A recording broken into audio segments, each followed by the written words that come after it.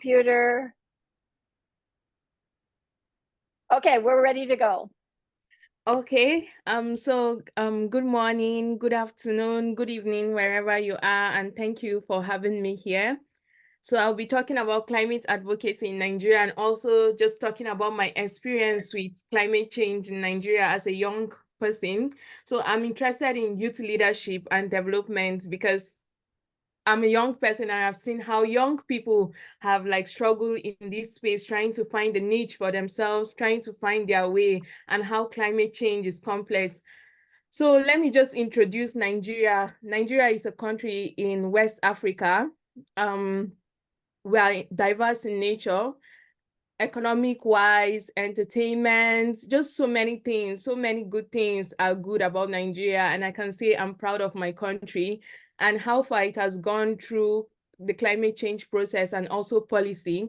So Nigeria is divided into 6 geopolitical zones, which is the Northwest, the Northeast, the North Central, the Southwest, Southeast, and South-South. And the largest that we can see is the Northern region. There are 2 primary weather patterns, which is the raining and dry season in Nigeria. And in recent years, these 2 weather patterns have become severe due to climate change impact. And we can see that from the case of Nigeria, there are 2 different regions have the type of climate impacts they face. So for instance, in northern Nigeria, we are faced with drought, we are faced with desertification, we are also faced with heat waves, while in the northern parts, in the southwest or south-south Nigeria, it's mostly about environmental issues, oil spillage, they have floods and different things. And also this the impact of climate change has also like it has induced climates, it has induced conflict based on farmers herders conflict. I don't know if you've listened to recent news of how climate change is causing conflict, and northern Nigeria happens to be one where farmers are looking for where farmers are looking for greener pastures and herders are looking for water for their cows or for their animals, and then there's just conflict between these animals, between both of them. So climate change is a highly political issue in Nigeria, which is in the sense that because it's diverse, nobody knows what region is supposed to be put first, or which region is supposed to take the discussion. So Nigeria is also known for as the second country to pass its Climate Change Act, which was very, very interesting, that there's also a National Council for Climate Change. And also, Nigeria continues to participate in international climate conventions, such as the SBs, which is the subsidiary implementation body currently going on in Bonn, and COPs, which is the Conference of Parties, which is, I would say, is the most highest way of implementing climate policies. So, however, the education about education in climate change, I think, is very, very low, because as a young person, I was just introduced to climate change. I was introduced to the meaning of climate change, but it happens when I was an adult. And so I wanted to change all this narrative and also include how young people and especially children were going to know how serious climate change is going to be. So about youth involvement in climate change in Nigeria. So I would say youths are currently taking the stage of climate change in Nigeria. They use their money to fund campaigns, protests, just workshops, and it's very, very good. It's very, very inspiring. I will always appreciate starting as a youth activist in Nigeria because it brought me to where I am. It brought me to Cornell, and just speaking about the many achievements that I have gotten from now is actually from my youth activism in Nigeria. So who am I? What do I do? First of all, I am a Nigerian, and I would advocate for climate change adaptation and local participation. And by local participation, that means how we can use the specific impact of climate change in our various community to talk about climate change, how we can make local people just adapt using their knowledge system. I hold a master's degree in global development from Cornell University. I also am an active participant in climate change advocacy. efforts talking about climate change through social media, talking about climate change through various workshops and conferences that I have participated in. I've also participated in the local conference of youth in COP27, and also I was part of um, the consultation process of the Nigerian Climate Act,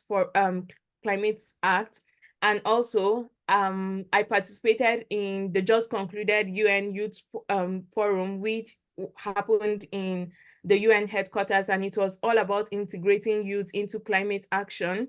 Huh. I am also an intern with the UNFCCC, which is the United Nations Framework Convention on Climate Change that handles all issues of climate change in the UN, and also their policy-based organization. So I support the Action for Climate Empowerment team, which is all about public participation of climate change. It's about education, it's about international cooperation. So we work with youths in different locations to integrate climate action.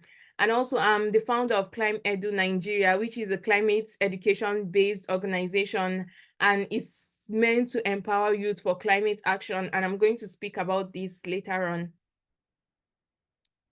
So about my climate advocacy journey, I graduated from the University of Jos in Nigeria, where I studied mass communication. As at that time, I thought I was going to be a journalist because that was a hot profession in Nigeria. While learning about journalism and writing for newspapers, I took a course, Communication for Development, and I was aware about like how we can use communication to change certain things. We can use communications to for social change. We can also use communication to change our leaders. And I was interested in going more into this field, but I also wanted a niche. Where can my communication skills take me? So there were 17 sustainable development goals, and I looked into them. I was interested in gender equality, but then I just wanted to go for something that was of less attention in Nigeria, and I decided to choose climate change. So at that time, climate change was not like the curriculum on climate change was not really broad. So I had to like use different materials, learning through Google because AI was not there. So I had to like learn through Google, see what was going on internationally about climate change, what other youths were doing about climate change, and how I could use my writing skills, how I could use my skills on program planning to just work on climate change. So one thing about my climate advocacy journey is that climate change is complex, very, very complex and highly technical. You need to just sit down, dedicate yourself if you really want to be in the climate change space and just learn about different keys. Because right now we know about adaptation and mitigation, but then they are just different. There are different policies. There are different national plans that each country has. So one thing about my climate journey is also learning. You keep learning. You attend workshop, use the most of your time to engage with people during workshop because that's the best platform for learning. It just makes everything specific and they simplify everything during workshops for you. Social media is key. I'm sure some of you do not use social media, but then just following and just tilting your social media to follow specific people who talk about climate change is really, really important. And joining youth groups is very, very essential. As a youth, I'm going to say like joining youth group in Nigeria enhanced my skills. It made me become a good public speaker on climate change. And also active listening. You need to listen to the terms, the technicality of climate change. And about niche, you can't do all of what climate change is. If you say you're doing mitigation, stay at mitigation. If you say you're doing adaptation, stay at adaptation. If you're focusing on carbon emissions, if you're focusing on agriculture, just different thing. Although I know some of them interconnect with all, because as for me, I'm doing climate change adaptation and also doing agriculture. So you need to like understand the various different sectors of climate change and which you could be the best at. So skill development, while you're still learning about climate change, there are a lot of skills you can get. Program planning, how you can talk about communities. What local communities do you want to advocate for? What type of climate change action do you want to advocate for? Do you want to advocate for waste management, for reforestation, for afforestation, just different things? And report writing. Without good writing skills, I don't think you can thrive with climate change because it needs a lot of writing. So I have an icebreaker and I want to just hear from all of you. And my icebreaker is that I want to hear about the activities that have shaped your climate advocacy journey. Because for you to be here in this course, it means you're interested in icebreaker. So I'm going to start. How this icebreaker works is that what has shaped your climate advocacy journey. For instance, for myself, I use social media. I talk about climate change constantly and create awareness of its impact. I connect my skills to climate change. I found a way to connect my communication skills to what I've done in climate change. I love volunteering with local environmental organizations, and I participate in climate marches and protests, looking at how they can influence our legislature. And also I dive into research processes and methodologies of climate change. So if you can just go through the chat and tell me the activities that have shaped your advocacy journey. So I have a list here. You can just choose from one of the list here and just tell us in the chat. Just 2 minutes, please.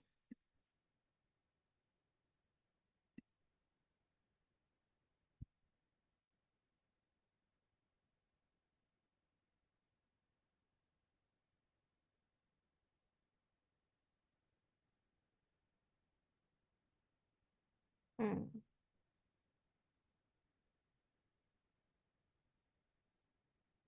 Mhm.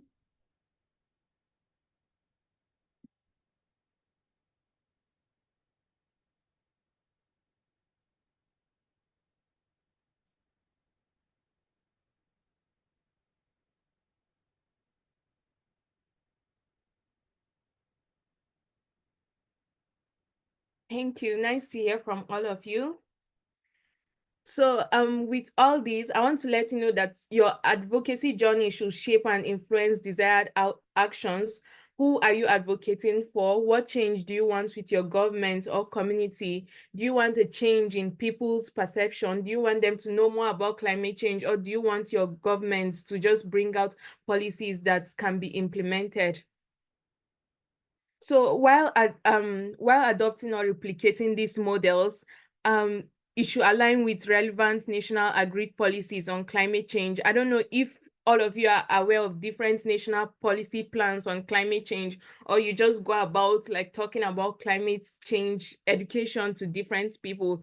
The policies matters. If you don't know about the policies in your government, or if you don't know about like things that you're advocating for, it's very, very bad. And I would just say like policies can be very, very complex, but then just get to know about the different policies. So if you have national adaptation plans, what are your national adaptation plans saying? What are your nationally determined contributions saying? What is your country doing at the conference of parties? What type of negotiations are holding in your various countries?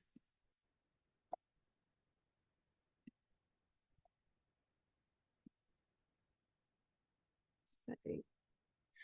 So the key sectors and areas of advocacy, this is what I'm going to connect to your skills. So there are diverse sectors of advocacy for climate adaptation, for climate change. So I have agriculture.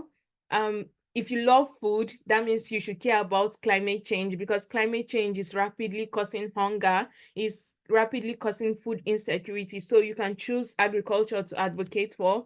If you love nature, if you love nature or land management, then you should go to the forestry. You should talk about like planting trees. You should talk about different just chemical use in on lands, and also energy, which is a very, very good part. We talk about solar energy, we talk about biomass, we talk about wind and different things, which is also a good part to advocate for.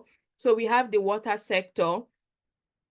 So we have the water sector, we have transport, we have industry, we have health, and we have information and communication technology. And with the emergence of AIs, I see how it's rapidly like causing climate action. You can go to AI and tell AI like what kind of climate action can I take, and then AI is going to give you. But then I have my thoughts on AI and how far it causes like energy use. It uses high energy use. And we have human settlements. Human settlement goes with migration, and we have security, climate security, which is a new part of climate change that is just gaining recognition, and also work with conflict cases.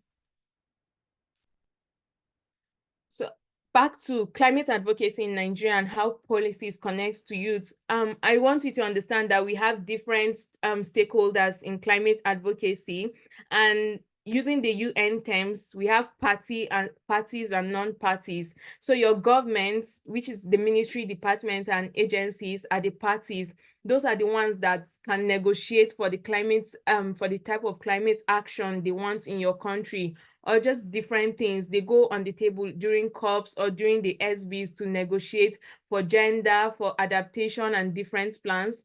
And we have non-governmental organizations, which are non-parties, and they provide expertise, they provide advocacy and grassroots mobilization. And we have youth organization. I don't know how many of you know about the children and youth constituency in the during the COPs and SBs. I don't, if you know about the Yungo and children and youth constituency, can you just type yes in the chat?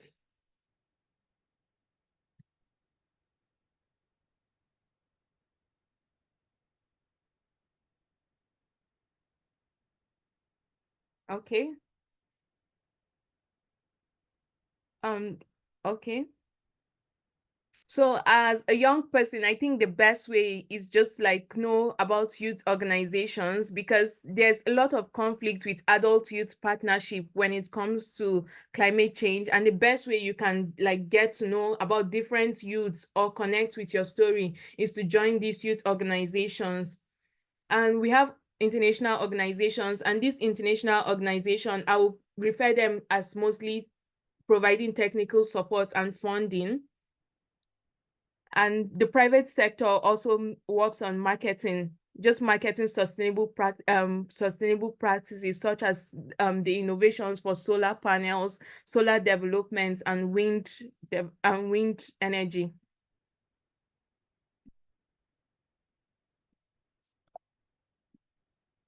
So in Nigeria, we have different climate policies, and I just picked the ones that are more interesting to me. And I saw, like, I've read through these policies and seen how they are very, very ambitious, but then policies can be ambitious, but then how can we as young person just integrate ourselves within it? So what I love about these policies is that they all integrate youth development, but they do not say how youth can participate. So sometimes how we describe greenwashing, I think there's something about youth washing too. We try to like write youth in our policies, but we don't say how youth can participate. We have the National Climate Policy, which was brought in 2021, and it defines different actions for every sector in Nigeria. And we have the revised National Determined Contribution, which is how Nigeria is going to slow its carbon emission. And agriculture is one of the sectors that contribute more to carbon emission in Nigeria, but very, very important.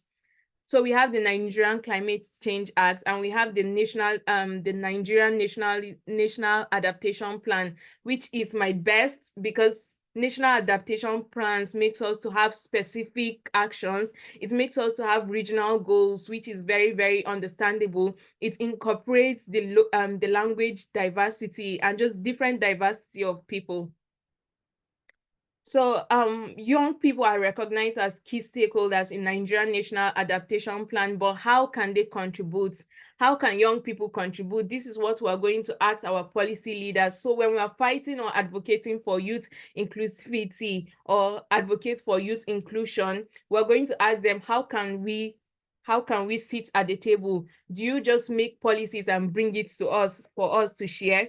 So I see youth as gatekeepers. they hold like they gatekeep between local communities, those who are facing the brunt of climate change, and they gatekeep through legislative leaders and the government through community-based projects. Because when you go to most rural areas in Nigeria, you see youths leading waste management efforts in local communities. You see them going to schools to sensitize children about climate change. So they have energy and they're enthusiastic about climate change. Nobody knew that climate change is going to be like integrated into art, into sports, into culture. But we can see how youths are finding using their creativity and their innovations to incorporate climate change into different sectors just to create more advocacy on it. So we have youth are also technological savvy, because using AIs too, using different technologies, using game apps, using just different technologies. And right now there's the plan, which is the PLA in Nigeria, which is a game used to like just create advocacy on climate change.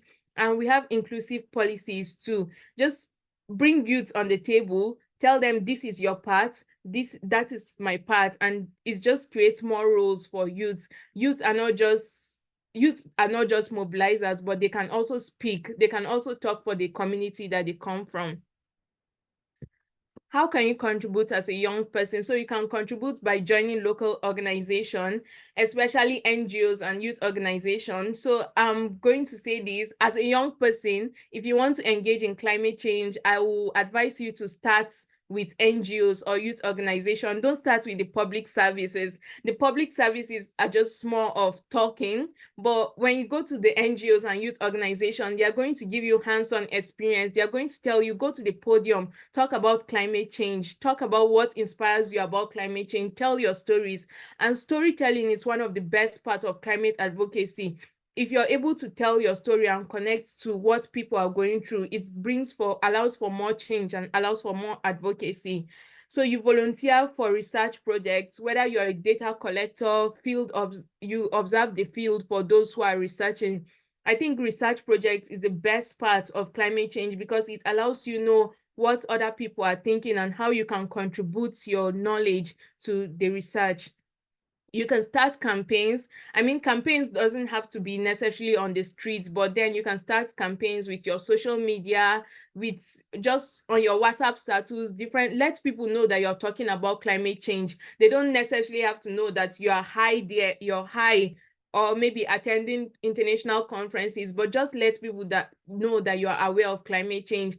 And one of the best parts of my climate advocacy journey is that I got my family to know that I'm interested in climate change. So whenever my dad sees the news or anybody talking about climate change, he immediately calls me, oh, they are talking about your topic.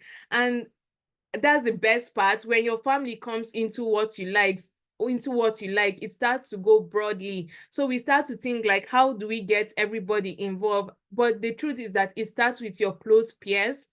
And another thing is, just start reading. There are a lot of technical and complex materials. And even up till now, I don't know all of climate change. I still attend some workshops and I don't know about the technicality, the bilinear reports, just different things. How can we understand climate change? Read. You have to read a lot. And just like I say, speak up. If it's important to you, then it's important to save the world. And you have to have network. You have to have network of people. Who are your favorite youth organizations? Who do you go with when you're going to different workshops? Just network with people, meet different people, be diverse. And also use digital tools and join webinars. And webinars like these, they might not pay you for it, but joining these webinars will help you a lot. So what are the enabling conditions for youth engagement in Nigeria? So we need to have a legal framework. By legal framework, we mean the policies that are passed in the legislature and the policies that are produced, such as those, the NAPs, the NDCs, and just different policies. If we don't have these policies, there's no way that youth engagement is going to work. There's no way that youth are going to know what they are advocating for. And adult youth partnership. I mean, most of the NGOs in Nigeria on climate change are led by adults who have over 30 years experience in climate change. how can we partner with these adults and to just show them that we as youth are interested in this? Because when it comes to youth development, all they think about is young people just want to have money and go to another place. They are not sure that young people just want to start a career here. So we need to have youth adult partnership, and we need to have institutional and governance framework. Who makes the decision? How are the stories of local people being told? And we have education, public awareness. Without education in climate change, nobody is going to care about climate change. This is why I work through Climate Edu, to just educate young people about climate change, not just the definition of climate change, but what are the impacts of climate change? What are they talking about during COPs? What are they talking about during the subsidiary implementation body?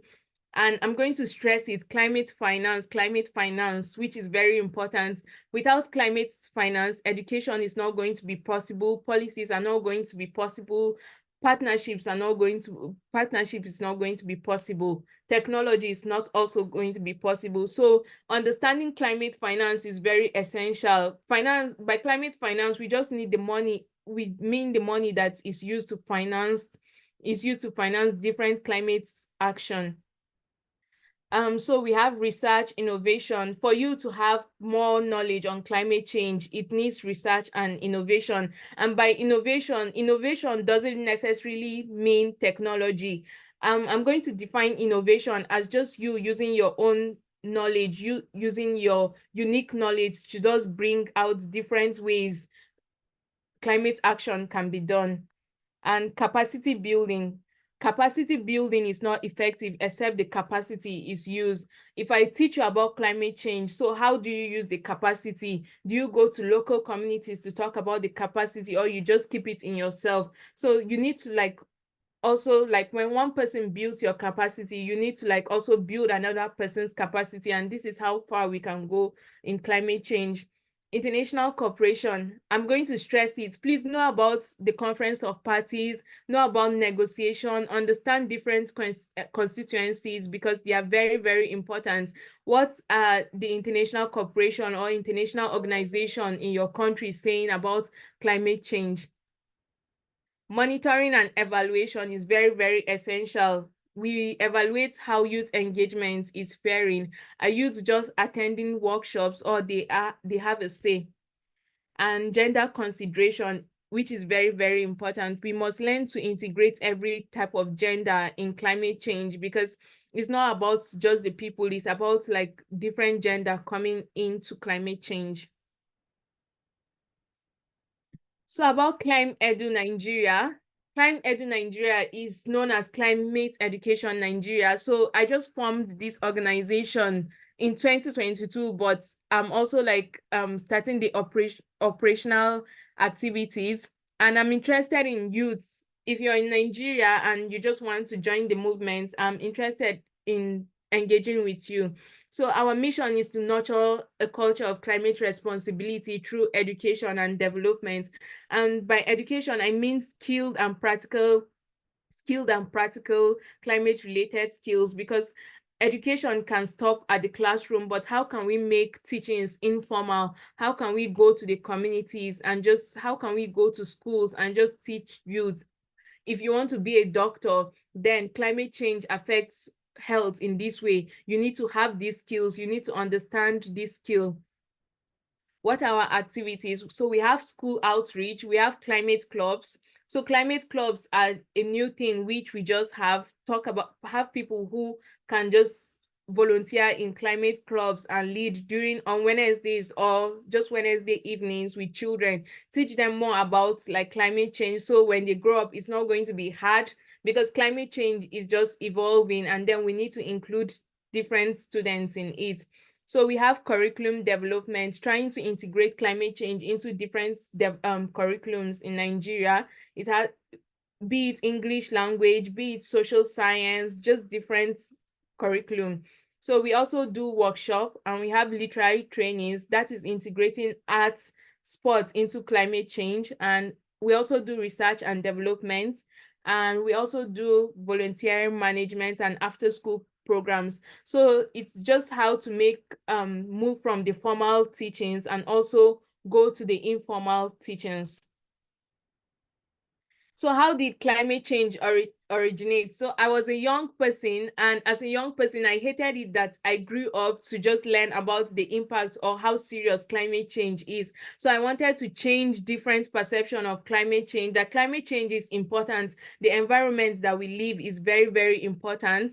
And youth are perceived to be they are perceived to be unprepared or lack essential skills. So I wanted to change this notion of how we can integrate youth more, how we can just have volunteers that are going to talk about different climate change. And there are a lot of opportunities when it comes to youth development on climate change. And as a young person, I've benefited in it.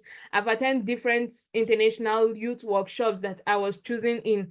And I just wanted youth to see the light that sometimes it's not just about the funds that we get from climate change, but it's also about like just making an impact on what climate change is. And this is how I just wanted to change the narrative in Nigeria.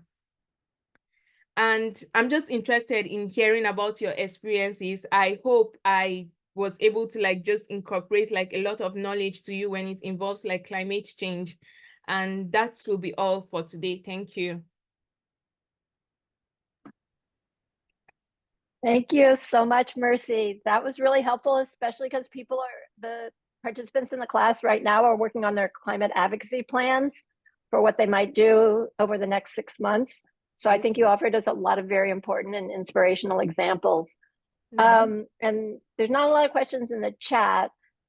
Looks like Walter has his hand up, but there was one question I wanted to ask just for clarification from Evelyn. And she asked, I think you used the abbreviation PLA. She was wondering what that means. Did you have a PLA on one of your slides? PLA? Let me check that.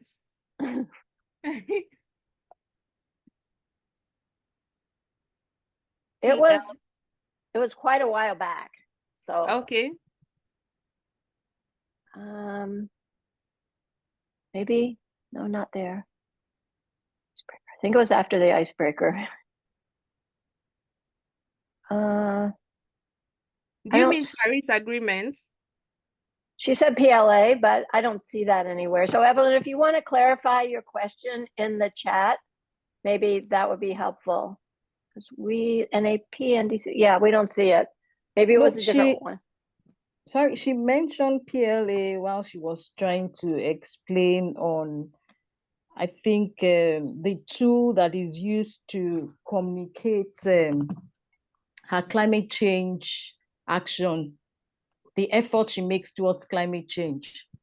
Okay. You know? So that was why I said it doesn't mean participatory learning action, you know, or participatory learning appraisal. Maybe I said it, but there's what I call participatory action research, which is just like bringing different stakeholders to participate in the research that you're doing, or also volunteering for these communities just to participate in the research that they're doing. I don't know if it's what's. No, I can't. When the webinar recording is being posted, I will listen to it again. Okay. Because I heard clearly PLA. Okay. Thank you. Okay, we had a question from Walter. I don't see your hand up anymore. Maybe you want to stop sharing, and then it's easier to see who has their hand up. Okay. Thank you. I'm there. Okay, you want to just introduce yourself briefly, because we've met you, but I don't think Mercy has. So. Yes. Hello. Hi. Mercy Abutsa. Thank you so much for this wonderful lesson. Thank you. I really learned a lot. You're muted. Yeah, thank you so much. I just wanted to contribute on your presentation because you talked about very important aspects. And it's contextual because you are talking about Nigeria. And we are, this is a course that is being participated with people from different contexts. Talking about African context, I would like to just point out that as a project advocacy, we should always take into consideration the financial issue, because in Africa we have a problem of finances. So how can we start a project without the financial capacity? How can we plan? How can you structure our project in order to attract finances? This is number one. Probably using social media and using the right channels, would be one good strategy, using the social media.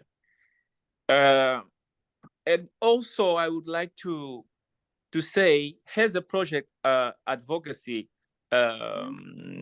proponents, we should always not hesitate to include people from other expertise, lawyers. You talked about monitoring and evaluation, a manager, because this is a way of promoting the sustainability of our project. So we should not only look at the environmental perspective, but we should also bring people who understand other areas to make our project better. Yeah. Yeah, that's basically I wanted to say regarding to the project implementation or project creation. So about financing, this is why I spoke about international cooperation. We have lots of agencies or international organizations that are willing to fund issues of climate change. I've gone through them. I know that these applications can be highly competitive, but then also just trying one application out to see how you as a young person can make this change, or just like you can volunteer with this organization. Sometimes these organizations just want you to like just show your interest through volunteering, or just show that you're committed to their works, and then you start to see funds through them. And sometimes there are also little actions that we can do as humans or as individuals based on climate action. It doesn't necessarily have to be money. There will be times for funding, but also, just like I spoke, you don't need money to talk to your neighbor about climate change. You don't need money to talk to your family about climate change. These are like agents of socialization, and we know the power that agents of socialization hold. So funding is like a great thing. And I think like as a young person too, you're supposed to like enhance your grant writing skills and how to apply for funds.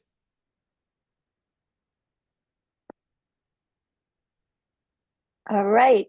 Thank you. I don't see any other questions, but we did have another question in the chat. Okay. And I don't know if you're able to glance at the chat at the same time you're also speaking and answering questions, but there's several people who would love to connect with you. So I don't know how you feel about sharing your LinkedIn or some other. Yes, please. I'll just put it in the chat, right? I'll share my LinkedIn to you right now. And I have this link for you for the youth constituency group. I don't know how many of you are interested to join, but I'll just paste the resource for you right now. Is this a Climb Edu link? No, this is not for Climb Edu. This is for Yungo, the youths. Okay. Yes. Okay. And there were a couple questions about what you mean by youth. So here we have in the chat from Alito Whalen. When you speak about youth, are you referring to those under 18 or looking to the African Union understanding of youth as up to 35? For me, I've always thought of youth as under 20, but I understand there is some global perceptions of youth as up to 35 years old. Yes, I'm going to use the African Union age grade for youth. I see youth as from 18 to 35. This is why I also describe the motive of Climb Edu as using both children and youth. So 18 to 25, not 35? 18 to 35. 35. Okay, yes. 18 to 35. Okay. So young adults. All right. So there is a lot of interest in storytelling in the chat and and so I don't know if you want to comment more on that. Okay. Just going through the chat, there's just lots. I'm coming.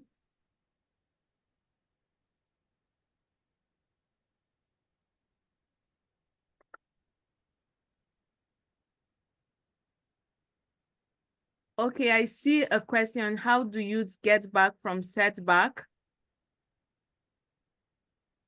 Oh, how do you get back on setback?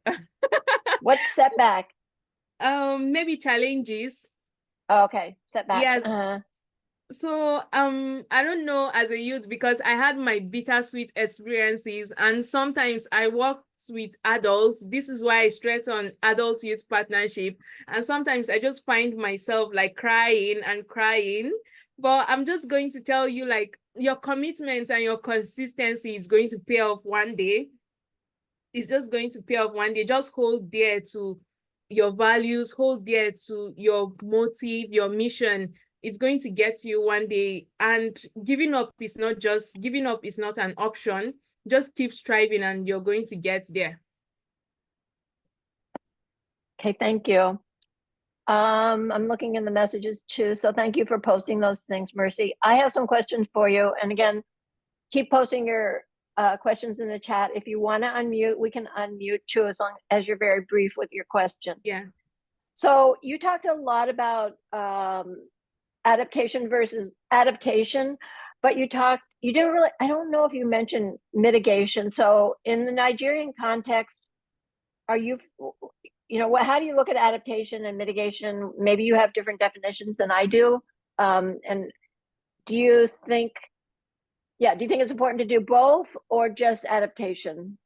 I think it's important to doing both, but also staying in Nigeria. I'm going to be biased. Staying in Nigeria, we're already facing the consequences of climate change, and we can't do more or less on the mitigation part. The mitigation part has to be like reducing our carbon emission, and because Nigeria is already an oil production country, we just like oil is one of the most profitable sectors. I will say that we do more of adaptation because we're facing the impact. So adaptation can come through agriculture, different farmers using irrigation method, farmers using organic agriculture or sustainable agriculture just to adapt to the changing climate. And also adaptation can come with migration because some areas can be flooded, so they move. I think all adaptation and mitigation are very, very important. But then when you're already like facing the impact of climate change, I think it's better to just like make your priority adaptation. And would you say that's in the Nigerian context? Like if for the US context, would you have a different answer? Yes, in the US context, I think it's mostly mitigation. Yeah. I think it depends on the region, whatever impact you're facing or whatever powers you hold, it depends on the kind of action that you take. But through my work, I've seen that Africans are more into adaptation methods. Okay, great, thank you. And let me just look over here. So yeah, so I'm wondering within the Nigerian context again. Sorry. Was there something I missed in the chat? Yeah, there's some other. I'm gonna do the questions in the chat because they're more important than mine. But I have a lot of questions myself. So, Fish, who's also at Cornell, and he's helping with he's leading our Chinese group of students. And he asked, how do you compare your work with Greta Thunberg's youth climate movement in terms of climate advocacy? Is that what you were laughing about? Yes, that's what I'm laughing about. So I don't know. So I had the opportunity to attend one of Greta's movements when I traveled to Europe. And I'll say Greta Thunberg, we're all young people and we're fighting for the same thing. But then I'll say I'm more of a corporate climate change person because I don't do like the Fridays for Future. I'm more about like learning policies and influencing these policies. Yeah, but Greta's type of advocacy is just like creating the Fridays for Future and then going to legislators to just talk. So I think they are two different things. You can do one part of policy advocacy, which is more corporate, and you can also do the Fridays for Future. So you see her as a little more confrontational, like she's doing protests. You're doing a lot of education. Yes, I'm doing a lot of education, more of research and development, and more of curriculum development. Okay. So if you're doing education, then this is sort of like a little panel discussion here between you and me. But what's your idea for how education is going to be a form of advocacy? Because a lot of people can get informed, but that doesn't mean they're going to act or do anything. Sorry, the question again. Okay, so Climate Edu does a lot of education work. And so how do you see what connections, if any, do you see between doing education, making people aware, making them know what climate change is, what some of the problems are, and advocacy? Because just because I know something doesn't mean I'm going to be trying to change a policy. I'm still like trying to understand the question, sorry. Fish, do you want to unmute yourself and maybe try to explain it in a different way? Yeah, because I'm in office, I'm not sure. Yeah, so I think I'm gonna talk a little bit quietly. Yeah, I think the question is, we know education is important. We involve people first of all with knowledge, with knowing something, and then we want them to do something, to move on with policy change or behavior change maybe first, and then try to engage the systematic change, which is normally going by changing the policy or improve the policy, right?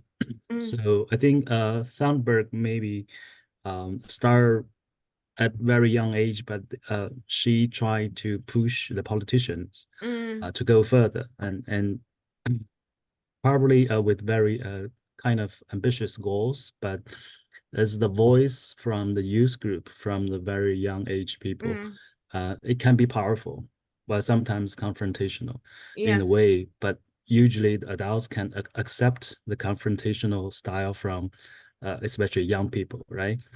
So the youth group has the privilege to do that.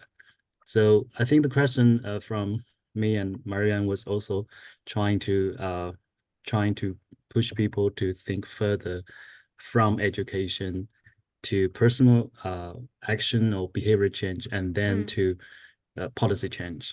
So we want also hear from you, how do you face this kind of question to develop your own strategy, maybe in the near future. So if I'm getting right, what do I do maybe to move from education to what Greta's work is? Or I think one of the strategy might be you can educate people with some idea about changing policies. Is that possible to do? Yes. So one thing, that's why I spoke about capacity. So building your capacity is me talking about climate change to you, and also you using the skills, or maybe how I've taught you, is what we call capacity building. So if I talk to you about climate change, it just stops there. It means I've educated you. But then when you go out and join youth groups and maybe attend climate marches, and also like just try to like talk about climate change through your social media or through your works, it means that you're creating social change. Did I answer that correctly? Yeah. Yes. I think, sorry, please, may I add this? Yeah, just briefly. Yeah, go ahead, Evelyn, because I have a few more questions from the chat I want to get to. Yes, I think, Mercy, what Miriam and Fish is actually trying to say to you is, aside education, I mean, the practice aspect of it, because while you were making your presentation, I also I heard you talk about action. You know, action is actually what moves you from education. You're not just teaching them, you know, they don't end up being like moral dwarfs, as the case might be. You teach them and they go out and implement, you know. So I perceive that's what Marian and Fish is actually trying to communicate with you, that there must be a balance. You just don't teach them. You know, people learn and they are indifferent. They are indifferent to what you said. They don't take action. you know, so education, then climate education, then climate action. I perceive that's what Marian and Fish is trying to, that do you have that balance? Yeah. Yeah. It could be Thank beyond you. education. Yes. Yes, so I do have the balance. So this is why I spoke about formal education. So formal education, using both formal and informal education gives that balance, that we move from classrooms, and we also have climate clubs, and we also have after school programs to educate students, just to give them that skills. Okay, thank you. I'm going to ask one question from Iris, and then we'll go to Samuel. So Iris asked in the chat, I have so many interests in climate change movement, forests, adaptation, conservation, education, art and climate, mental health, benefits of nature-based activities. How do you choose a topic to advocate for? So I spoke about finding a niche. I go to, that is why I use what I know, use the kind of knowledge just to reduce misinformation. You use the knowledge that you have. So for instance, I have knowledge of what local people are going through in terms of climate change. I have what local farmers are facing due to climate change. And this is how I find like what to advocate for. Because I can't speak much of mitigation, because I think mitigation is more of a scientific side, and I'm not such a scientific person. I'm a social scientist. I would describe myself as a social scientist. So I look at, what do I know about these people? What are their lived experiences that I have like been involved in? And this is how I find what to advocate for. So for instance, if you want to advocate on energy use, maybe you stay in a place where charcoals have been used, or there's a lot of deforestation, then you find a way to bring this topic up. This is okay, you are advocating for these communities to stop the use or reduce the use of charcoals to more efficient or sustainable energy use. And if you're working on agriculture, you see the use of chemical fertilizers that are affecting groundwater, and then just use your lived experiences or things that you are very knowledgeable at. I'm going to discourage you of like using the whole of climate change, because it causes a lot of misinformation. So one way as climate activists is to just stop the misinformation of climate change or confusing people about what they are learning about climate change. Okay, thank you. And there's also some answers to Iris, your question in the chat. So I think they're very helpful. Samuel, do you want to unmute? Yes, thank you. Thank you so much, Mercy. And Mercy is a very good friend, and I've also learned a lot from this. So thank you so much. And I just wanted to like make some prompt contribution to this, very brief, on climate education and climate action, on-ground action, beyond just, the awareness programs that is embedded in climate education, that people need to know what climate is all about, which also promotes climate advocacy and also policy in that process. There's also a process called Student MP Climate Surgery, which is a program we initiated. Like when I was in Nigeria, I was working for Globe, and it's called Student Climate Surgery. So we bring students close to their members of parliament. And what we do is we first train the students on what climate change is all about, what climate education is, and how we want to, develop that curriculum, and also help them to identify climate change issues around their environment. And once we are done training them on these issues, then we bring them close to their members of parliament. And the members of parliament are people in either their local constituency, state constituency, or at the national level. And what we do is we bring them close as an enclosed meeting where they have this one-on-one interaction with their members of parliament. And they also question them about climate change issues they are addressing in their local constituency. And beyond just having that close interaction, we also help them to write letters to their members of parliament, which is a major way to not just beyond just lobbying, but also to make direct impact in promoting policies that can effect change in their local communities. And this has proven effective so far. We did this project in 2022 in Nigeria, where it cut across the 6 geopolitical zones of Nigeria. And students, we are not just able to engage their members of parliament one-on-one, but also wrote letters to them. And I'll give you one of the outcomes of this. One of the states we did this was in River State. And in River State, we were having issues of soot. Soot is a droplet of dark particles from carbon. Yeah. So once this happens, we already know the health implications of this. And when we came in, the states we are battling with this, and students had this opportunity to be trained. And after the training, we trained over 60 students, and we brought in the members of parliament from the River State House of Assembly, which is a national parliament, a state parliament in River State that is responsible for enacting policies of the state. And when we brought them in, the student asked them what they are doing, and also told them the need to implement policies to address suit cases in River State. Last year, 2023, the River State House of Assembly adopted a policy against suits in River State.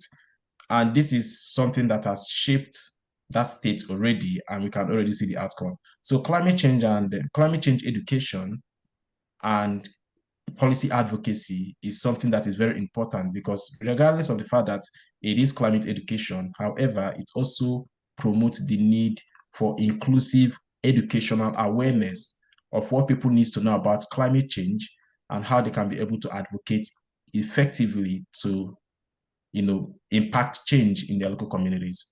Yeah, so thank you. Just wanted to add that. Yeah. Thank you, Samuel. Could you type in the chat the name of the group that I think you mentioned a group that you're working with? Was it Globe? So currently, I was working with Globe, that is Global Legislators for Balanced Environment. It was established by Al Gore, the former US president. But currently, I'm one of the advisors for the Santiago Network on Loss and Damage under the UNFCCC. Yeah. So if you could type both of those in the chat, I would be interested. Okay, great. Okay. All right. Well, Fish, unless you saw anything that we missed in terms of questions, I'm pretty sure we handled at least most of the questions. Yeah. Just to add, I was just going through the comment section, and I realized what you all were asking about PLA. Maybe. So is the plan game PLAN by EcoCycle Nigeria, and it's a card game which is used to create awareness on environmental issues and climate change. So you can check it. I'm sure you can purchase it and just use maybe in your during your picnic. And it's a way used to like just create more awareness and advocacy on climate change. Thank you. Glad we got the question answered. All right. So it is 10 o'clock. So thank you so much, Mercy, and everybody else on the call. And we will have office hours tomorrow, so we can discuss some of the things that we discussed today, maybe get some of the questions answered that we didn't quite get answered. Thanks so much for sharing, everybody. Really interesting chat. So again, thanks, Mercy. And right now we go to a Chinese session, so everybody who doesn't speak Chinese can leave. And then those who speak Chinese, Fish will lead you in a discussion of what was just discussed and help you to understand things maybe that you missed. So thanks so much, everybody. Thank you, Mercy. Thank you so much. I'll just put my email for those that didn't get it. Thank you. Thank you. Thank you, Mercy. Thank you. Thank you so much. Mercy. Yes. I'm gonna comment much more. These guys are I don't want you to show me or what, but if I say so, I say so. I'm gonna comment more. I'm gonna comment more in the discussions platform. Okay. Yeah, because your presentation was very, very informative. Right. And I would like to get much more information, much more feedback from you regarding your project there in Nigeria. Thank you so much.